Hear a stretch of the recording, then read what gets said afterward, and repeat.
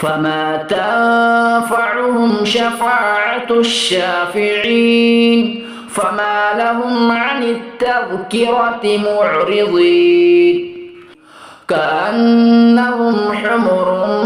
مستنفرة فرت من قسورة بل يريد كل امرئ منهم أن يؤتى صحفا منشرة كلا بل لا يخافون الآخرة كلا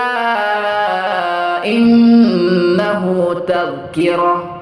فمن شاء ذكره وما يذكرون إلا أن يشاء الله هو أهل التقوى وأهل المغفرة